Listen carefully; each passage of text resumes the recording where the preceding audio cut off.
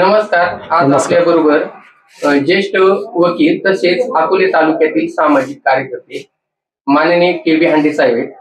तर साहेब, जर आपण पाहिलं तर आज तरुण पिढीला जवळजवळ त्या तालुक्याचा इतिहास जर ऐकण्यात आहे तो असा आहे. गेली 40 वर्ष पिचड साहेब आमदारकीला होते. त्याच्यानंतर त्यांचं वर्चस्व मोडीत काढीत डॉक्टर लहामटे हे आमदार झाले. तर आमदारकीचा इतिहास जर पाहिला तर आमच्या ऐकण्यात 40 वर्ष पिचड साहेब होते. तर त्याचा नेमका ह्या तालुक्याचा इतिहास आणि त्या पिचड साहेबांच्या अगोदर कोण आमदार होते, मग याच्याबद्दल आज आपण ह्या साहेबांकडून माहिती घेऊ. नमस्कार साहेब. नमस्कार. या देशाला स्वातंत्र्य 1947 साली मिळालं आणि 1950 ला 26 जानेवारीला डॉक्टर बाबासाहेब आंबेडकरांच्या अध्यक्षतेखाली जी घटना लिहिली गेली, राज्यघटना, त्या राज्यघटनेनुसार या देशाचा कारभार सुरू झाला. त्यानंतर हा अकोले तालुका जर पाहिला तर पूर्वीपासून हा अकोले तालुका हा नगर जिल्ह्याचा केरळ समजला जायचा. म्हणजे या तालुक्यावर कम्युनिस्ट विचाराचा पगडा होता आणि कम्युनिस्ट विचाराचा पगडा त्यावेळेस होता. परंतु ज्यावेळेस सरकार स्थापन झालं हे काँग्रेसचं स्थापन झालं. या देशाला स्वातंत्र्य मिळवण्यामध्ये आणि स्वातंत्र्य लढ्यामध्ये सहभाग घेणारे काँग्रेस विचाराचे कार्यकर्ते बहुसंख्य होते.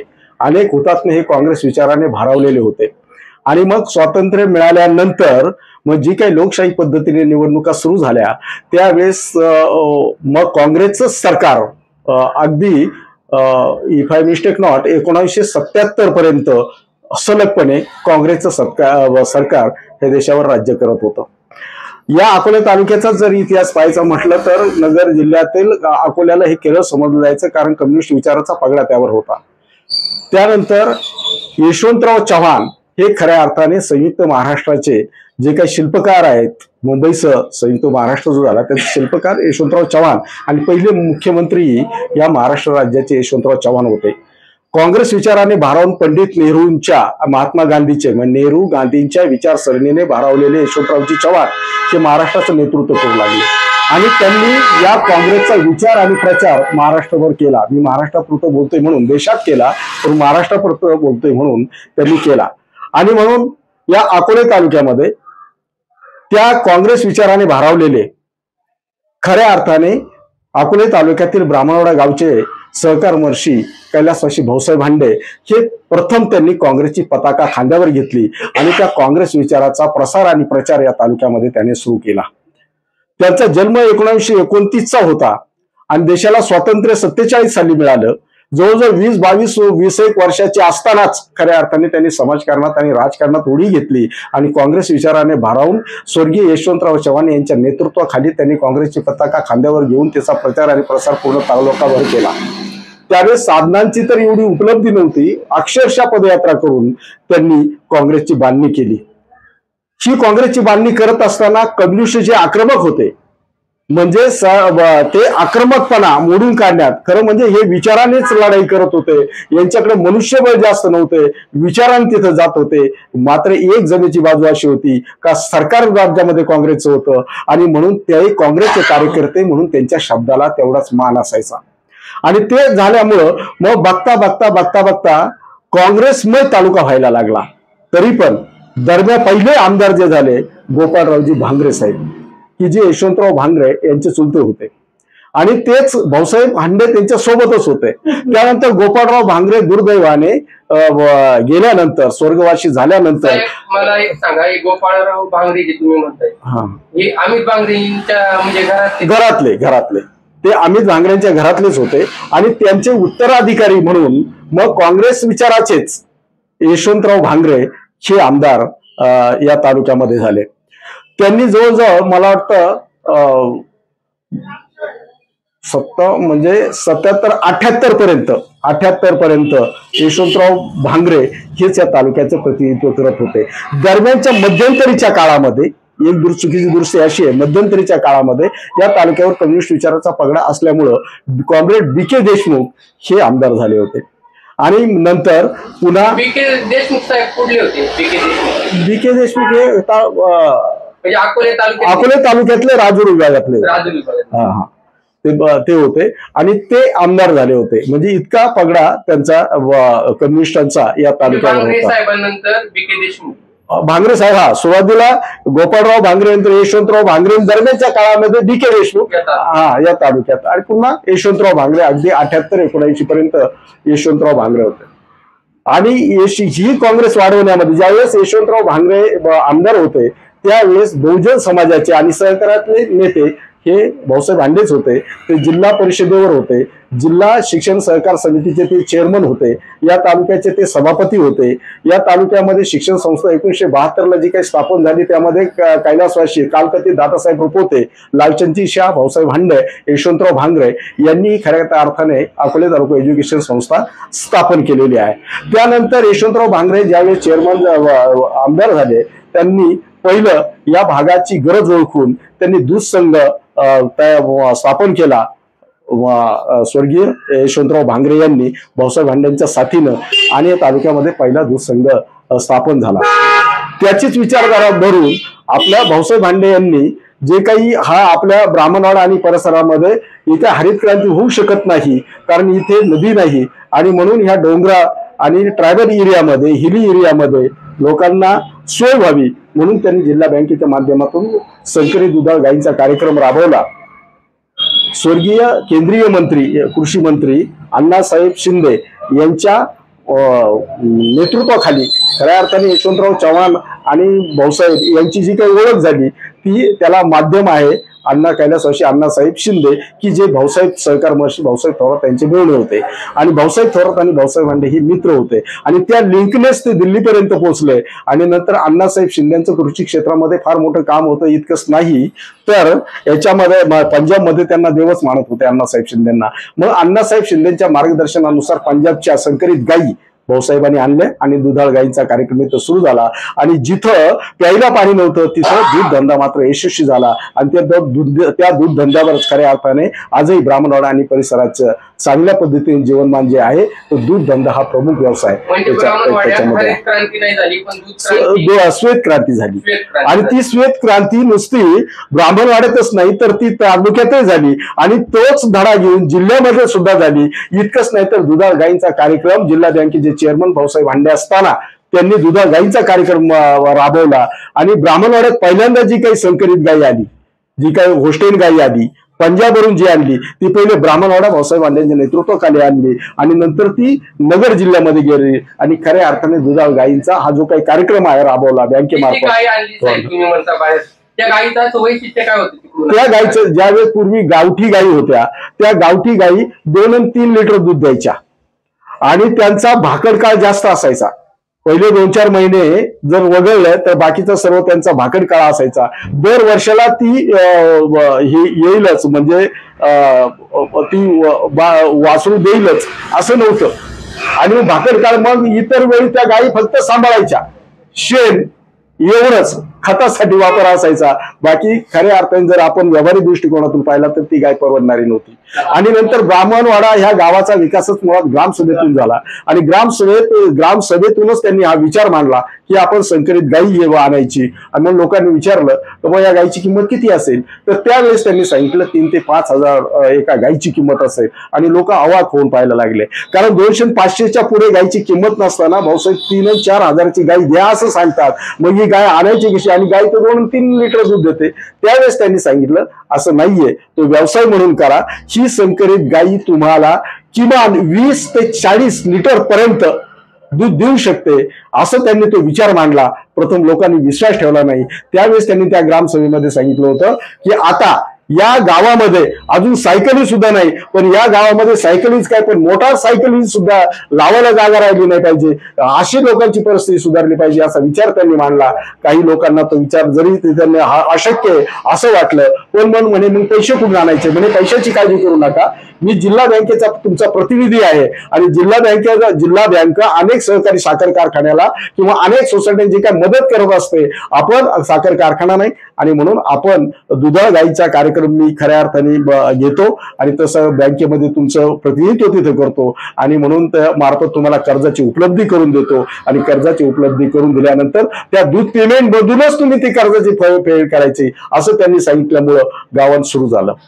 ज्यावेळेस ते सुरू झालं त्यावेळेस आमचे आरोग्य मंडळी म्हणायला लागले, आम्हाला देवाचं वाकडं आहे, त्यामुळं आम्हाला दूध विकायचं नाही, दूध आम्ही असं तसंच द्यायचं, आणि त्यामुळं असं जर दूध आम्ही विकलं, दुधाचे पैसे जर घेतले तर कदाचित देव आम्हाला माफ करणार नाही. त्यावेळेस त्यांनी ग्रामसभेमध्ये सांगितलं का तुम्ही सरळ सांगा, देवाने जर तुम्हाला वाकडं लावलं तर जर समजा आरोट्यांनी दूध विकल्यामुळं जर काही पाप लागत असेल तर तुम्ही देवाला सांगा, हे आम्ही भाऊसाहेब भांड्यांमुळे केले, ते पाप त्यांच्यावर जाऊ द्या, ते पाप माझ्यावर सोडा, पण तुम्ही दूध धंदा करा. आणि मग बाकीचे लोक तयार होईना. पण या गावचे एक ज्येष्ठ कार्यकर्ते होते, भाऊसाहेब भांडेंचे उजवे हात होते या गावचे, LBR होते, ते मग त्यांनी सांगितलं, भाऊ, त्यांना भाऊ म्हणायचे, ते म्हणे भाऊ पहिली तू गाई घ्यायची आणि दूध धंदा करायचा, आणि मग भाऊचं पाय, भाऊला काही झालं नाही तर तुम्हाला कोणालाच काही होणार नाही, असं त्या ग्रामसभेमध्ये त्यांनी सांगितलं. आणि ते LBR होते आणि त्यांच्या सहकार्यांनी अशा गाया घेतल्या आणि तो दूध धंदा सुरू झाला. इतकंच नाही, आणि सर्व म्हणजे कर्जाने घेतलेल्या गायी लोकांनी व्याजासह फेडल्या. एका गायीच्या 2 गायी झाल्या. पहिले देता तर कुणाला 1 गायी, कुणाला 2 गायी, एवढ्याच गायी दिल्या. पण एकाच्या 2 झाल्या, 2च्या 4 झाल्या, 4च्या 6 झाल्या, अगदी 10-10, 20-20 गायींपर्यंत गोठे या गावामध्ये झाले. आणि मग त्यावेळी फुकट गायी पूर्ण 100% अनुदानावर ट्रायबल एरियामध्ये जे काही गायी, म्हशी, शेळ्या, मेंढ्या या सुद्धा त्यावेळेस सरकारने दिल्या.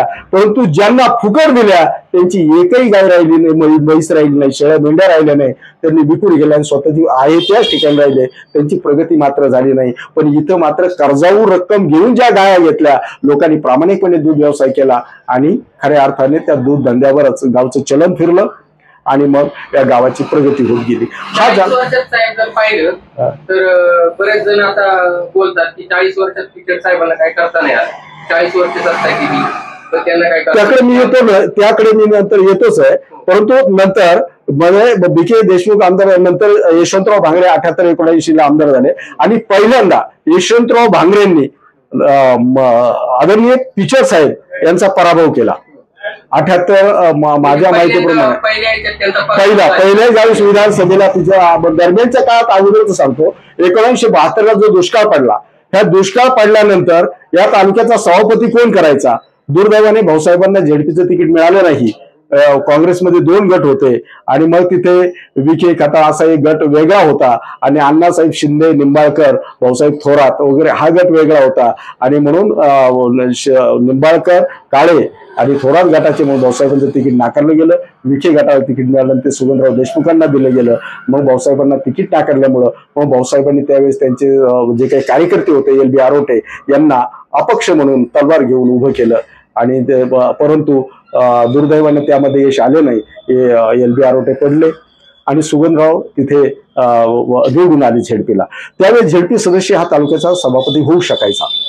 आणि म्हणून मग ते केल्यानंतर हा वेगळ्या विचारधारेचा माणूस आहे, हा समाजाच्या किती तट उपयोगात येईल याबद्दल शंका असल्यामुळं मग भाऊसाहेबांनी हा चांगला चुनचुन, आणि त्याच वेळी पंचायत समितीला पिचड साहेब निवडून आले होते त्याच काळामध्ये.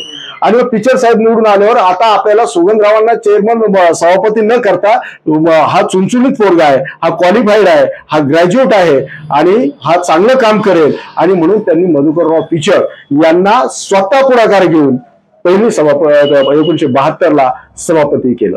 कुणाला? पिचड साहेबांना. त्यावेळी दुष्काळ पडला. मग दुष्काळामध्ये सगळं पिचड साहेबांनी फार चांगलं काम केलं.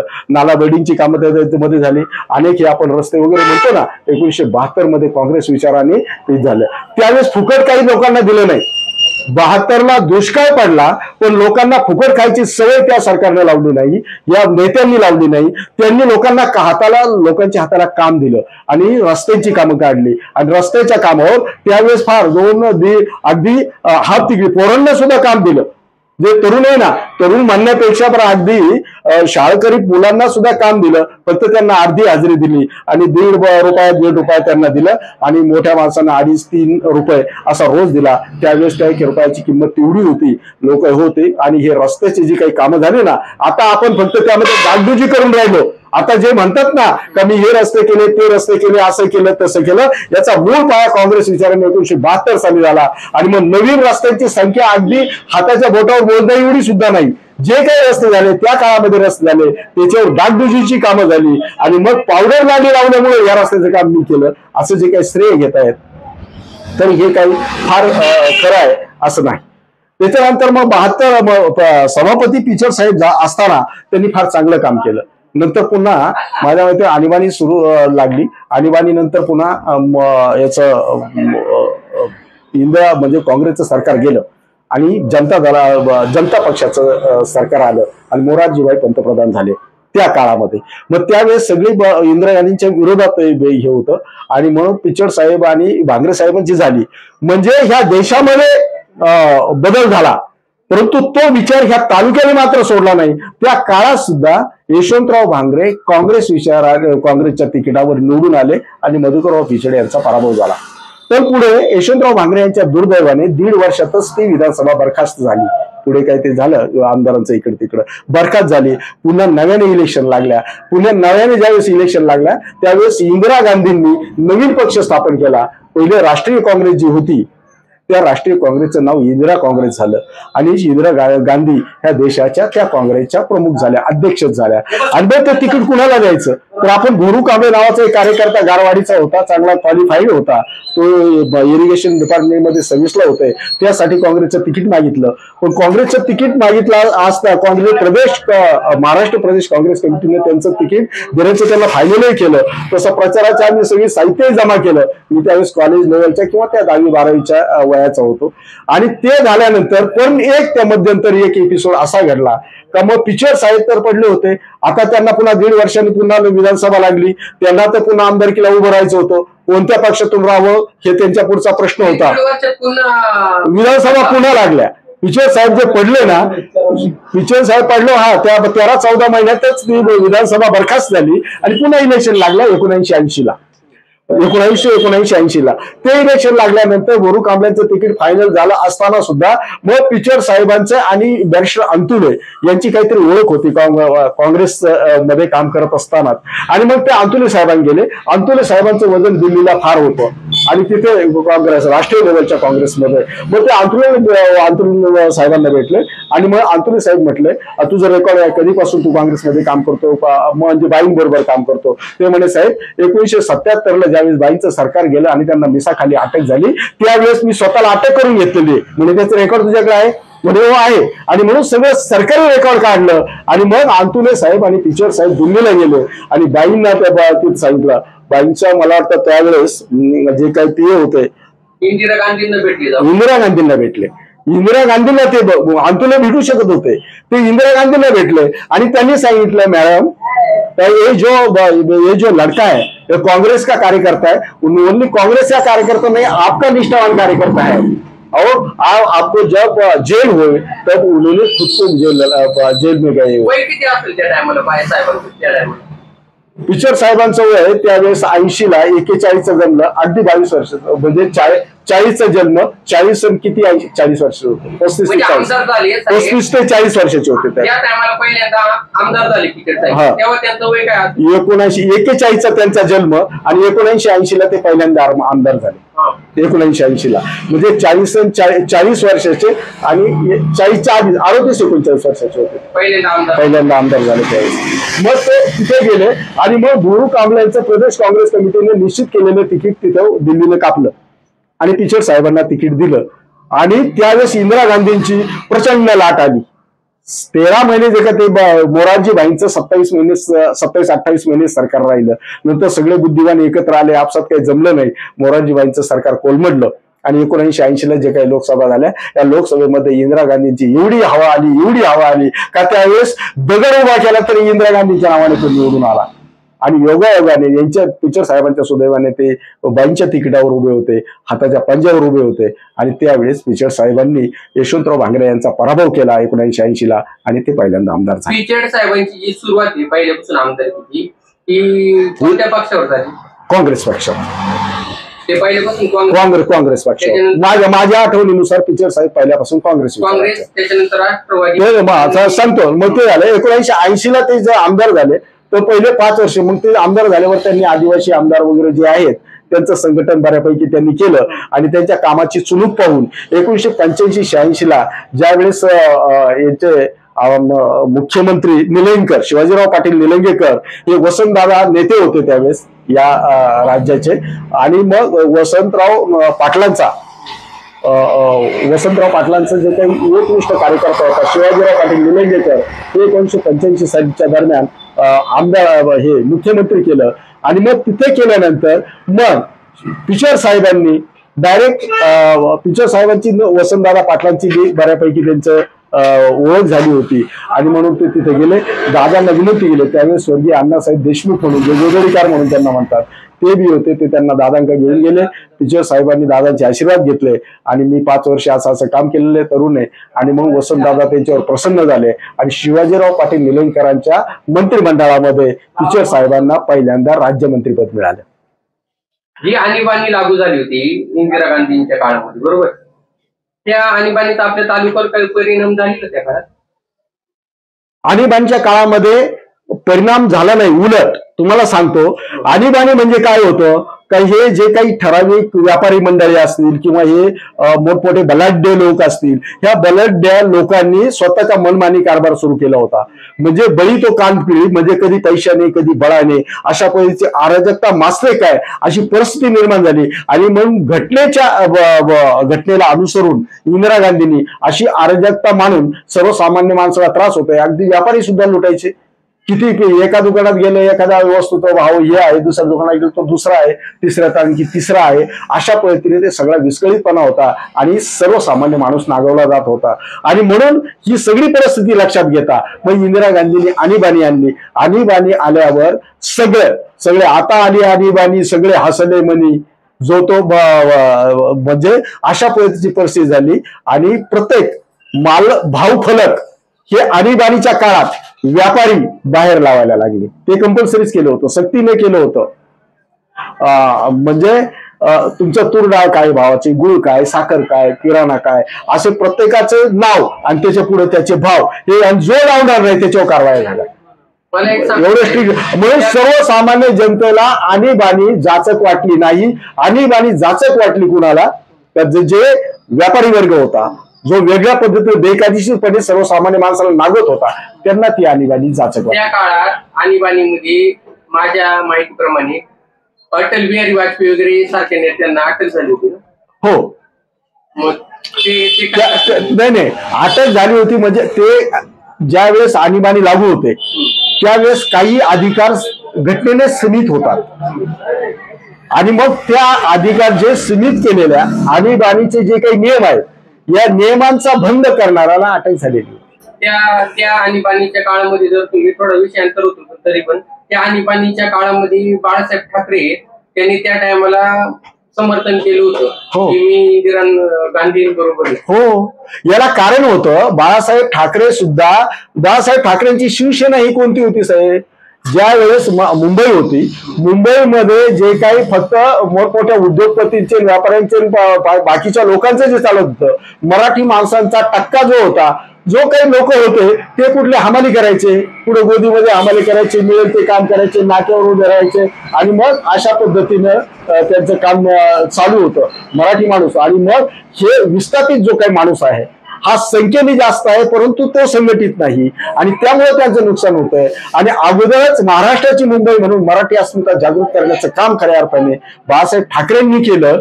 आणि मग ते कुठं होतं, गावोगावी सुद्धा पहा, ज्या मुलांना कामधंदा नाही, रस्त्यावर हे करतात, त्यांना काही हे नाही, वंचित आहेत, अशा पोरांना एकत्र केलं आणि मग ती पोरं एकत्र झाली, त्यांनी सेना स्थापन केली. आता पूर्वीचा जो काही जन्म झाला तो मुंबईत झाला, थोडस धाडसाचं विधान होईल परंतु वसंतदादा पाटलांनीच इनडायरेक्ट ही मराठी माणसं एकत्र करून हिंदुत्वाच्या नावाखाली बाळासाहेब ठाकरेंना एक आपली पुढे ती संघटना होईल. ऑफ द रेकॉर्ड सांगतो, जसं आता म्हटलं जातं जरांगे पाटील आहे, हा ठराविक लोकांनी प्रोड्यूस केलेला माणूस आहे आणि तो एकत्रित व्हावा, त्याचा राजकीय फायदा व्हावा वगैरे वगैरे. अशा पद्धतीने तत्कालीन जे काही सरकार होतं त्यांनी बाळासाहेबांना इनडायरेक्ट का होईना परंतु सपोर्ट केला. त्यामुळं मुंबईमध्ये सेना वाढली आणि सेना वाढल्यामुळं मराठी माणसांचा टक्का वाढला. मराठी माणसांचा टक्का वाढल्यामुळे खऱ्या अर्थाने ही मुंबई महाराष्ट्राची दिसायला लागली. काय होईल साहेब की त्यांना वसंत सेना असं नाव पडलं होतं, त्याबद्दल तुमचं काय म्हणणं? वसंत सेना, बरोबर आहे. याला कारण असं असावं मी तर लहान होतो. याला कारण असं असावं का ती मूळ कल्पना वसंतदादा पाटले वसंतदादा पाटलांची असल्यामुळं ती वसंत सेना नंतर मग ती बाळासाहेब ठाकरेंनी ती हे केली आणि पुढे ती चालवली. म्हणून सुरुवातीला तर केवळ हा सर्वसामान्य माणूस एकत्रित राहावा आणि महाराष्ट्रामध्ये, मुंबई तर महाराष्ट्रामध्ये आलीच होती, ती लढा देऊन आली हे तर माहितीच आहे. नेत्यांमध्ये जर तुम्ही पाहिलं तर माझे पण आवडते काही नेते, त्याच्यामध्ये मला अटल बिहारी वाजपेयी एकदम साहेब बरोबर आहे तुमचं. राजकारण इंदिरा गांधींचं, अटल बिहारींचं ते आज होऊ शकत नाही साहेब. इंदिरा गांधींच्या काळातलं पाहिलं तर मला तुम्हाला एक अटल बिहारी वाजपेयी साहेबांचा एक किस्सा मला आठवतोय. मी तरुण आहे म्हणजे एवढं राजकारण मी पाहिलं नाही तुमच्या एवढं, पण मला त्यांची काही भाषणं मला त्या काळात आवडायची. तेव्हा दूरदर्शनला लागायची. तेव्हा अटल बिहारी वाजपेयींच्या काळात 3 वेळा ते पंतप्रधान झाले होते घडामोडी होऊन बऱ्याचशा. तर त्या काळात ते म्हणले होते मी अशा सत्तेला हात सुद्धा चिमट्याने सुद्धा हात नाही लावणार जिथे मला गठबंधन करावे लागेल. मी अशा सत्तेसाठी लाचार नाही. त्याच्याबद्दल तुमचं काय म्हणणं? सर तुम्हाला सांगतो, पूर्वीचं राजकारण स्वातंत्र्याच्या अगोदरही विचाराने भारावलेलं होतं आणि स्वातंत्र्यानंतरही विचाराचं राजकारण भारावलेलं होतं. स्वर्गीय आदरणीय अटल बिहारी वाजपेयी हा वैचारिक लेवलचा मोठा विचारवंत होता आणि स्वतःचे विचार खऱ्या अर्थाने अंमलात आणण्यासाठी त्यांनी जे काही हिंदुत्व त्यांचं होतं, परंतु ते हिंदुत्व सर्वसामान्यांसाठी होतं आणि विचाराचं राजकारण त्यांचं होतं. ते फक्त 2च खासदार होते बीजेपी स्थापन झाल्या, अटल बिहारी वाजपेयी आणि लालकृष्ण अडवाणी. हे 2च होते आणि त्यांनी 2चे 200 करून दाखवले. याला फक्त अटल बिहारी वाजपेयींची विचारसरणी वाढण्याची त्यांची कृती आणि उक्ती यामध्ये फरक नव्हता आणि म्हणून ते वाढले आणि ते स्टँडर्ड राजकारणी होते. त्यांनी खालच्या पातळीवर जाऊन कधीही इंदिरा गांधी जरी होत्या तर स्टँडर्ड पातळी म्हणजे त्या खालच्या पातळीवर जाऊन त्यांनी कधी राजकारण केलं नाही, म्हणून सेना वाढली. काँग्रेस आजही त्याच्यातला एक माणूस, त्या पिढीतला एक माणूस आहे आपल्याकडे, तो म्हणजे मनमोहन सिंग. एवढा संयमी नेता डॉक्टर मनमोहन सिंग. त्यांचं कार्यकाळ त्यांचे जर तुम्ही पाहिलं, त्यांचे आर्थिक अर्थमंत्री सुद्धा होते त्या काळात. त्यांनी देशाला भरपूर मनमोहन सिंगांचं जर पाहिलं साहेब 2000 म्हणजे उकळी निर्माण झाली होती. एकतर इंदिराजी 84 साली गेल्यानंतर आता या देशाचं काय होणार, इंडियाचं काय म्हणायचे, इंदिरा गेल्यावर इंडियाचं काय, एवढे पकड इंदिरा गांधींची या देशावर होती. त्याच्यानंतर हे आले सगळ्यांनी मिळून, जनता पक्ष आले, मोरारजी भाई झाले, मध्यंतरी अजून 1, 2, 3 झाले. अगदी चंद्रशेखर सुद्धा ज्याचे 8-9 खासदार होते ते सुद्धा पंतप्रधान होऊन गेले त्याच्यामध्ये. म्हणजे असे पुन्हा मध्ये आय के गुजराल हेही काँग्रेसचे पंतप्रधान होऊन गेले. मग हे पुन्हा तुमचे शेतकऱ्यांचे नेते काय नव्हते ते एक पंतप्रधान होऊन गेले. आणि त्यानंतर 2004 साली ज्यावेळेस वेळ आली तर त्यावेळेस इंदिरा गांधींनंतर मग राजीवजी झाले. राजीवजी 91ला दुर्दैवाने गेले आणि नंतर मध्ये काँग्रेसची सत्ताही अडचणीत आली होती. आणि 2004ला जेव्हा पुन्हा चांगल्या पद्धतीने काँग्रेसची सत्ता आली त्यावेळेस पीएम कोण करायचा असा प्रश्न निर्माण झाला. त्यावेळेस सोनिया गांधी आणि बाकीचे त्यांच्या गठबंधनमध्ये असलेल्या सर्व यांनी एक मत काढलं. ते मनमोहन सिंगांचं मनमोहन सिंग हे त्यावेळेस पुढे आले. मनमोहन सिंग एवढा क्वालिटीचा होता, तो एकतर अर्थतज्ञ होता, अर्थमंत्री होता, अर्थतज्ञ होता. आणि मग जागतिक मंदी आली, सगळ्या देशांच्या अर्थव्यवस्था डळमळीत झाल्या, पण या भारताची अर्थव्यवस्था डळमळीत झाली नाही. याला फक्त तत्कालीन पंतप्रधान मनमोहन सिंग यांचे जे काही किंवा यांची अर्थनीती जी होती, अर्थव्यवस्था जी होती ती कारणीभूत आहे. आणि म्हणून तो कमी बोलणारा पण काम, त्याला मौनी पीएम म्हणायचे, परंतु त्यांचं काम मात्र त्या पद्धतीने होतं. मग जर आपण एक नावं घेतली, भांगरे, पिचड, त्याच्यामध्ये इंदिरा गांधी, अटल बिहारी वाजपेयी, त्यानंतर आता मनमोहन सिंग, बाळासाहेब ठाकरे, आपली याच्यातली तुझी नावं आली. तर तुम्ही जर पाहिलं तर ते जे संयमी लोक होते त्यांची जी टीका म्हणजे टीका त्यांनी केलेली, पण त्याला एक दर्जा होता, तो दर्जा राजकारणात आता गेला. दुर्दैव राजकारणाचा दर्जा घसरलेला आहे हे दुर्दैवाने सत्य आहे. पूर्वी विचारांना राजकारण चालायचं, आता विचारापेक्षा व्यक्ती केंद्रित, सत्ता केंद्रित आणि राजकारणामध्ये अर्थकारण फार घुसलं गेलं आणि त्यामुळे दर्जा हा घसरलेला आहे. पूर्वी स्वप्नात जरी एखाद्याला विचारला हा माणूस कोणाचा आहे तर सांगता यायचं. आता माणूस वागतो एक, करतो एक, उक्ती आणि कृतीमध्ये फरक पडायला लागला. आणि हे विचारी माणसाला न पटल्यामुळं किंवा सुशिक्षित क्वालिफाईड माणसांना न पटल्यामुळं तो राजकारणापासून दुरावला गेला आणि त्यामुळे राजकारणाचा दर्जा आणखी घसरला. तुम्हाला पहिले सांगितल्याप्रमाणे इंग्लिशमध्ये ती एक म्हण आहे की politics is dirty game, so educated people runs away from the politics. हा सुशिक्षित माणूस, विचारी माणूस बाजूला का गेला? कारण राजकारण घाणेरडा खेळ झाला. तो कुणी केला? तर राजकारणामध्ये विचारी माणसांचा सहभाग कमी झाला किंवा विचारी माणसांना त्यांनी सामावून घेतलं जात नाही. घटना जर पाहिली तर राज्यसभेवर वरिष्ठ सभागृह समजलं जातं आणि विधानसभेत सुद्धा, विधान परिषद हे वरिष्ठ सभागृह समजलं जातं.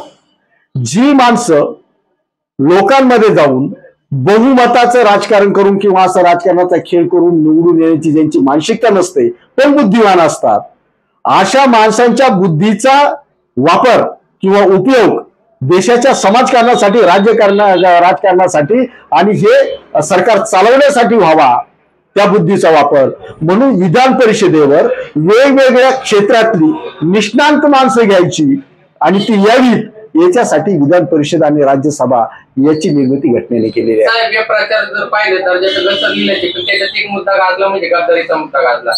जिथे तिथे गद्दार म्हणले गेले. त्याच्यात पवार साहेबांबद्दल पण या प्रचारात आक्षेप घेण्यात आले. याच्याबद्दल तुम्ही काय म्हणता? गद्दार हा शब्द कुठं पूर्वी बंडखोर म्हणायचे आणि बंडखोरचा आता बंडखोरीची शिवी, बंडखोर हा जो रूढ झाला होता, याने बंडखोरी केली तोपर्यंत सहन केलं. पण हा शब्द गद्दार झाला म्हणजे तो कृतज्ञ झाला अशा अर्थाने तो घेतला जाऊ शकतो. आणि गद्दार हा शब्द किती प्रॉपर आहे वापरण्याने, किती प्रॉपर आहे याबद्दल मी काय म्हणणार नाही, कारण तो एक वेगळ्या पद्धतीचा शब्द आहे. आम्हाला गद्दार म्हणता, आम्ही काही अजित पवार साहेबांनी आम्ही काही गद्दारी केलेली नाही, डॉक्टर लामटेंनी सुद्धा काही गद्दारी केलेली नाही. गद्दारीची खरी सुरुवात 1978 साली झाली ती केली शरद पवार साहेबांनी. याबद्दल तुमचं काय म्हणणं? त्यांनी डायरेक्ट आरोप केला पवार साहेबांनी, त्याला 1978चा उल्लेख केला. गद्दारी म्हणण्यापेक्षा त्याला तो राजकीय डावपेच म्हणावा लागेल. तो राजकीय डावपेच होता आणि त्यावेळेस अगदी तरुण वयामध्ये शरद पवारांना मुख्यमंत्री होण्याची होता आलं. त्यावेळेस त्यांनी त्यांच्याबरोबर लोकशाही मार्गाने त्यांच्याबरोबर जे आमदार आले त्या आमदाराच्या पाठिंब्यावर ते झाले आणि वसंतदादा पाटलांचं ते जे काही सरकार आहे ते अल्पमतात आलं. पवार साहेबांनी ते केलं. आताची गद्दारी का म्हटली जाते? कारण आताचा खरं खोटं हा भाग माहीत नाही, पण जे काही आरोप होत आहेत, लोक विचाराने नाही फुटली, लोक पैशाने फुटली, लोक विकत घेतली गेली, लोकांना अडचणीत आणून तिकडे जाणं भाग पाडलं. ईडी सीबीआय हा त्याचाच एक भाग आहे. म्हणून हे गेले, हे सरळ गेले असते तर आम्ही त्यांना गद्दार सुद्धा म्हटलो नसतो. मग का बरं त्यांच्यावर आरोप झाले? तेच झाले 70,000 कोटींचा भ्रष्टाचार करणारा असं स्वतः पीएम नरेंद्र मोदी यांनी अजित पवारांच्या संदर्भात म्हटलं आणि एकाच महिन्यामध्ये त्यांना त्यांच्या युतीमध्ये मंत्री सुद्धा केलं, उपमुख्यमंत्री केलं. जे लोक गेले, शिंदे साहेबांबरोबर गेले, दादांबरोबर गेले, हे लोक विचार परिवर्तन म्हणून गेले, विचार म्हणून गेले असं नाही, तर स्वतःचे जे काही केलं, बरं वाईट केलं असेल किंवा आपण आपल्यावर कारवाई होऊन आपण जेलमध्ये जाऊ शकतो. जसे भुजबळ साहेब आत गेले होते तसे आपण सुद्धा जाऊ शकतो अशी भीती प्रत्येकाला होती, अनेकांना होती आणि ज्यांना जी भीती होती तेच तिकडे गेले. आणि एवढ्यात युतीच्या पुढाऱ्यांनी किंवा बीजेपीने भ्रष्टाचाराचे आरोप काँग्रेस आणि राष्ट्रवादीवर जे केले आणि व्यक्तिशः स्पेसिफिकपणे ज्या नेत्यांवर केले तेच नेते त्यांच्याकडे प्रामुख्याने गेले. मला एक असं म्हणायचं साहेब, आता जर पाहिलं तुमच्या माहितीत असेल जास्त गोष्ट, तर तुम्ही पाहिलं तर सर्वात कमी वयाचा उमेदवार सध्या अमित भांगरे, जवळजवळ 29 वर्ष होईल. जर ते जर आमदार झाले या विधानसभा निवडणुकीला, तर ते सर्वात अकोले तालुक्यातील सर्वात कमी वयातील आमदार असू शकतात. हो, ते असू शकतात आणि तरुण वयाचा आहे आणि तो कर्तबगार देखील आहे. आजही तो अगदी कमी वयामध्ये त्यांनी आशिया खंडामध्ये सहकारी तत्वावर चालणाऱ्या 1 नंबरच्या जिल्हा सहकारी बँकेचं प्रतिनिधित्व गेली 5 वर्षापासून करतोय. तो एकदमच तो वयाने ज्युनियर आहे, पण त्याला अनुभव आहे, त्याला वारसा आहे. इतकंच नाही तर लोकशाहीच्या मार्गाने 40 वर्ष विरोध जागृत करण्याचं काम भांगरे घराण्यांनी केलेलं आहे.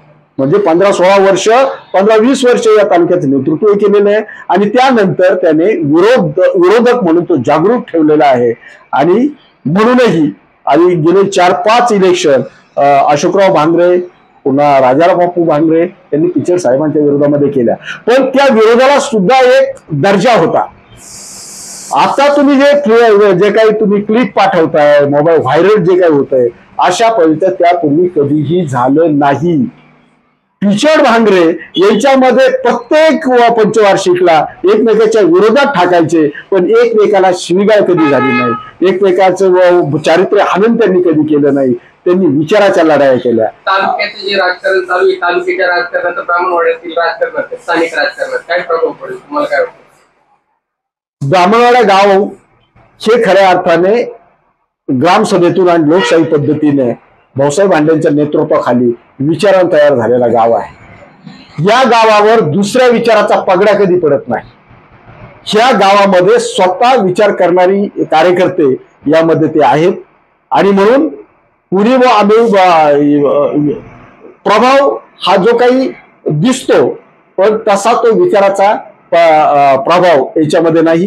कार्यकर्ते आता 4-2 कार्यकर्ते इकडे जाणे तिकडे जाणे असं होतं, पण लोकांवर निवडणुका पाहिल्या ग्रामपंचायत ब्राह्मणवाडा पॅनल, त्याच्यात जर तुम्ही पाहिले ते एक नावं नाही घेत मी, एखाद्या गटात एखादा कार्यकर्ता होता पण आज तोच विरोधात काम करतोय, त्याबद्दल काही राजकारणात पुढच्या पॅनलमध्ये काही फरक पडू शकतो? ह्या गावाचं वैशिष्ट्यच असं आहे की ह्या गावामध्ये ग्रामसभेद्वारे आधी इलेक्शन ग्रामपंचायतच्या सोसायटीच्या इलेक्शन लागल्यानंतर डायरेक्ट कधीही अर्ज भरले जात नाही.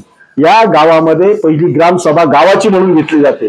ती एखाद्या पक्षाची एखाद्या पॅनलची अशी घेतली जात नाही. अख्ख्या गावाची ग्रामसभा ग्रामपंचायतच्या अगोदर घेतली जाते आणि त्यामध्ये जो कार्यकर्ता उत्सुक आहे त्याची नावं मागवली जातात. मग त्याचे काही कार्यकर्ते नावं सुचवतात, काही स्वतः उमेदवार नावं सुचवतात आणि त्या ग्रामसभेमध्ये माणसं ठरली जातात आणि जो तिथं त्या ग्रामसभेत जे कार्यकर्ते ग्रामपंचायतचे सदस्य म्हणून ठरले बिनविरोध करण्याचं आव्हान केलं जातं. आणि जर समजा त्याला जर प्रतिसाद नाही मिळाला, इलेक्शन लागलं, तर ग्रामसभेने ठरवलेला पॅनल हाच गावाचा पॅनल राहतो. आणि आतापर्यंत इतिहास असा आहे, ग्रामसभेने दिलेला पॅनलच निवडून आलेला आहे. शेवटचा एक मुद्दा घेऊया आपण. मला पुन्हा तुम्हाला विचारायचं, पिचड साहेबांचं गेले 40 वर्षाचं राजकारण आणि आतापर्यंत राहिलेला प्रभाव तुम्ही काय सांगता तालुक्यातल्या राजकारण? या तालुक्याच्या राजकारणाचा इतिहास पिचड साहेबांचं नाव घेतल्याशिवाय आणि त्यांचं कामाचा उल्लेख केल्याशिवाय इतिहास पूर्णच होणार नाही. पिचड साहेबांनी या तालुक्यामध्ये भरीव काम केलंय. या तालुक्याला ओळख पिचड साहेबांनी खऱ्या अर्थाने दिलेली आहे. पिचड साहेब विनोदाने त्यावेळेसही म्हणायचे का हे अकोल्याचे आमदार म्हटल्यावर म्हणे मला माझ्याकडे लोक अकोला विदर्भ बाळापूर अकोला असं समजायचे, कारण हा तालुकाच लोकांना फार माहीत नव्हता. या तालुक्याला खऱ्या अर्थाने चेहरा मोहरा देण्याचं काम पिचड साहेबांनी केलं. त्यांनी राज्यमंत्रीपद राज्यमंत्रीपदावर काम केलं, कॅबिनेट मंत्री पदावरही काम केलं आणि आदिवासींचं स्वतंत्र बजेट तयार केलं. पुन्हा प्रवरेचा पाण्याचं वाटप, हक्काचं पाणी मिळवून देण्यामध्ये त्यांचा सिंहाचा वाटा आहे. निळवंडे धरण उभारण्यामध्ये सुद्धा बाळासाहेब थोरात आणि पिचड साहेब यांचा सिंहाचा वाटा आहे. निळवंडे धरणामध्ये जे काही विस्थापित झालेले काही लोक आहेत त्या विस्थापितांचं पुनर्वसन करण्यासाठी सुद्धा पिचड साहेबांचा मोठा शियांचा वाटा आहे. पिचड साहेबांना लोकांनी नाकारलं नाही हे मी पुन्हा सांगतो. पिचड साहेबांना लोकांनी नाकारलं नाही, पिचड साहेबांच्या कामालाही लोकांनी नाकारलं नाही.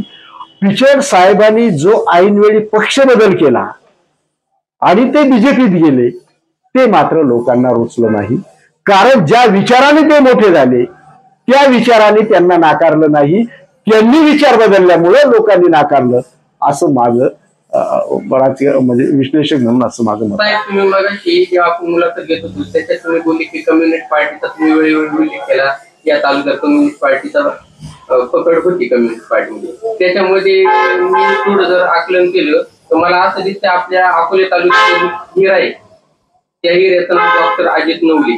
त्यांनी एक मोठे शेतकऱ्यांसाठी आंदोलन उभी केली. एवढं मोठं आंदोलन आज महाराष्ट्रात उभं करणं एवढं सोपं नव्हतं. त्या हिऱ्याबद्दल तुम्ही काय सांगता? कम्युनिस्ट विचार हा कम्युनिस्ट मध्ये दोन विचार प्रभाव आहे. एक भारतीय कम्युनिस्ट पक्ष, एक मार्क्सवादी कम्युनिस्ट पक्ष. जे काय आमदार होते डी.के. देशमुख हे भारतीय कम्युनिस्ट पक्षाचे होते, भाकपचे होते. परंतु ते असे जवळजवळच होते, म्हणजे विचारधारा त्यांची जवळजवळ सारखीच आहे. साम्यवाद हा त्यांचा प्रमुख देश आहे. अजित नवले, डॉक्टर अजित नवलेंच्या संदर्भात बोलायचं झालं ते मार्क्सवादी कम्युनिस्ट पक्षाचे आहे. हा कार्यकर्ता हा नुसताच विचाराने कम्युनिस्ट नाही तर कृतीशील कम्युनिस्ट कार्यकर्ता आहे. फॉरेस्ट वाहूदारांचे प्रश्न असतील, सर्वसामान्यांचे प्रश्न असतील, शेतकऱ्यांचे प्रश्न असतील, दुधाच्या संदर्भातले आंदोलन असतील, ते प्रश्न असतील, हे काय मांडण्याचा त्यांनी प्रयत्न केला. आणि हे मांडत असताना त्याने पक्षापेक्षा त्या ज्यांचा प्रश्न आहे त्या प्रश्नावर फोकस जास्त केला. आणि म्हणूनच इतरांना, अगदी मंत्र्यांना सुद्धा जर एखादी मोठी सभा घ्यायची असेल तर अगदी कार्यकर्ते स्वतः गोळा करण्यासाठी गाड्या पाठवून हे करून परिश्रम करून खर्च करून गर्दी जमावी लागते. अजित नवले हा एकमेव असा कार्यकर्ता आहे की ज्याच्या आव्हानानुसार अगदी 10,000 लोक सुद्धा ते सौ खर्चाने ते गोळा करू शकतात. आणि बाकीच तर माहित आहे ज्यांचा, आणि तो एवढा निर्भीड कार्यकर्ता आहे आणि विचाराशी एवढा पक्का कार्यकर्ता आहे की राज्य सरकारमध्ये ज्यावेळेस त्या प्रश्नांच्या संदर्भात बैठक झाली, सीएम सुद्धा त्या कार्यक्रमाला होते. आणि ज्यावेळेस त्यांनी थोडंसं त्या आंदोलनाला बदल देण्याचा प्रयत्न केला, यांची मागणी वेगळ्या अर्थाने नाकारल्यासारखं झालं, त्यांनी डायरेक्ट तिथे निषेध करून तो बाहेर आला आणि आंदोलन उभारलं. आणि त्यांच्या त्या आंदोलनाला एवढा प्रतिसाद नुसता तालुक्यातूनच नाही, जिल्ह्यातून नाही तर राज्यातून मिळाला. आणि नंतर मग तुम्ही पाहिलंच आहे, लाखो लोकांचा शेतकऱ्याचा मोर्चा पायी दिल्लीवर गेला वगैरे. पिढीचा आहे ना, म्हणजे राजकारणाकडे पाहण्याचा दृष्टिकोन बदली झालेला आहे, चांगला राहिलेला नाही. त्याबद्दल तुम्ही तरुणांना काय आवाहन करता? तरुणांच्या संघ मी एवढा मोठा नाही त्यांना फार आव्हान मार्गदर्शन करण्या एवढा, परंतु तरुणांनी स्वतःच्या करिअरकडे जास्त लक्ष दिलं पाहिजे. याला कारण असं आहे, जर करिअर, राजकारण हे सगळं आहे, चांगली लोक राजकारणामध्ये आली पाहिजे या मताशी मी सहमत आहे. पण चांगली लोक बनण्यासाठी जसं डॉक्टर बाबासाहेब आंबेडकर हे म्हणायचे, वाचाल तर वाचाल, वाचाल तर वाचाल आहे, पण शिकाल तर वाचाल ना. म्हणून पहिले शिकलं पाहिजे, वाचलं पाहिजे आणि नंतर चांगल्या पद्धतीने करिअर करण्याच्या दृष्टीने ज्याला ज्या क्षेत्रामध्ये आवड आहे त्या क्षेत्रात त्यांनी स्वतःचं करिअर केलं पाहिजे. तुम्ही त्यांना राजकारणात येण्याचा सल्ला देता? तूर तर चांगल्या लोकांनी ज्याला राजकारणाची आवड आहे, ज्याला काही व्हिजन आहे, अशा कार्यकर्त्यांनी, अशा तरुणांनी तर आलंच पाहिजे. कारण राजकारण हा आपल्या लोकशाहीच्या दैनंदिन जीवनातला अविभाज्य भाग आहे. तो विचार मग नाही तर या तरुण पिढीला सुद्धा आता राजकारण बिघडले म्हणण्याचा अधिकार राहणार नाही. कारण त्यांनी भागीदारी अशा अर्थाने केली पाहिजे की जे काही गढूळ झालेलं राजकारण आहे हे ओढ्याच्या रूपाने का होईना पण शुद्धी करण्यासाठी तरी त्यांनी राजकारणामध्ये सहभाग घेतला पाहिजे. परंतु त्यांनी करिअरची मोडतोड करून केला नाही पाहिजे. दुर्दैवाने या देशामध्ये काय झालंय, आता हे जे काही हुशार मुलं आहे, चांगलं ब्रेन जे आहे, आता तर आर्टिफिशियल ब्रेन पण येऊन राहिलेले, ह्या चांगले ब्रेन असलेल्या मुलांना ह्या देशामध्ये त्यांच्या बुद्धीप्रमाणे न्याय मिळत नाही. मग त्यांना कुठेतरी रिझर्वेशन आडवं येतं. त्यांना कुठंतरी त्यांचा पैसा आडवा येतो, कुठंतरी वशिला आडवा येतो. त्यामुळे बुद्धिवान लोक जर हे मुलं शिकली तर हे देशामध्ये त्यांच्या बुद्धीला न्याय मिळत नसल्यामुळं आता चांगला ब्रेन हा परदेशामध्ये जाऊन राहिलेला आहे. म्हणून पूर्वी ज्यावेळेस देश पारतंत्र्यात होता त्यावेळेस वेल्थ ड्रेन सुरू होतं. वेल्थ ड्रेन म्हणजे संपत्ती लुटून नेत होत. इंग्रजांनी आपली संपत्ती लुटून नेली, सोनं नाणं लुटून नेलं, परंतु इंग्रजांनी आपला ब्रेन काय त्यावेळेस नेला नाही. परंतु आता मात्र काय झालेलं आहे का परदेशामध्ये जे लाखो रुपयाचे पॅकेज आपल्या भारतीय विद्यार्थ्यांना मिळतात ते पॅकेज काय ते नातेवाईक नाही, परदेशी म्हणजे जे काही फॉरेनला पोरं जातात, इंग्लंड, अमेरिका, दुबई वगैरे जी काही मुलं जातात, इथे त्यांचे कुणी नातेवाईक नाही, सोयरे दायरे नाही, त्यांचा कुठं वशिला नाही किंवा त्यांना कुठं रिझर्वेशन देखील नाही, तरी पण ते लाखो रुपयाचे पॅकेज तिथे घेतात. कारण तेवढे गुणवंत, एवढं त्यांच्याकडे कौशल्य आहे आणि मग गुणवत्तेला ते लोक किंमत देतात. आणि म्हणून त्यांच्या बुद्धीचा वापर हे परदेश करून घेऊन राहिले, परदेशी म्हणजे फॉरेनचे लोक देश करून घेऊन राहिलेले आहे आणि त्याच्यावर विकास होतोय. आणि ज्या बुद्धिमत्तेच्या जोरावर ते विकसित होत आहेत ती मुलं, तो ब्रेन मात्र भारतातला आहे. आणि म्हणून हा भारतीय विद्यार्थी जे आहे किंवा भारतीय विद्यार्थ्यांचा हा ब्रेन आणि त्यांची बुद्धिमत्ता ही देशाच्या विकासासाठीच कामाला आली पाहिजे. म्हणून भारतीय राजकारण्यांनी अशा ब्रेनची कदर करून त्यांना देशामध्ये संधी दिली पाहिजे, तरच मात्र मग मात्र भारतात जर पाहिलं तर अकोले तालुका नावारूपाला आलेला आहे, तर खरं याचं श्रेय कोणाला देतात थोडक्यात? भारतात या तालुक्यात आपल्या भारतात अकोले तालुक्याचा ठसा तर उमटलेला आहे. याचं पहिलं श्रेय जातं स्वातंत्र्य सैनिकांना. अगदी अण्णासाहेब शिंदे, भाऊसाहेब थोरात, त्याच्यानंतर रावसाहेब शिंदे, त्याच्यानंतर तुमचे बुवासाहेब नवले, कॉम्रेड मुरली मास्तर नवले, कॉम्रेड नवाजीदादा मनकर आणि असे शेकडो स्वातंत्र्य सैनिक आपल्या तालुक्यामध्ये आहे. चालेल, धन्यवाद साहेब. तुम्ही एवढी सविस्तर आणि प्रदीर्घ मुलाखत आपल्याला दिलेली आहे, ज्याच्यातून तरुण पिढीला खरं मार्गदर्शन होणार आहे, त्याबद्दल मी तुमचे आभार मानतो. थँक्यू.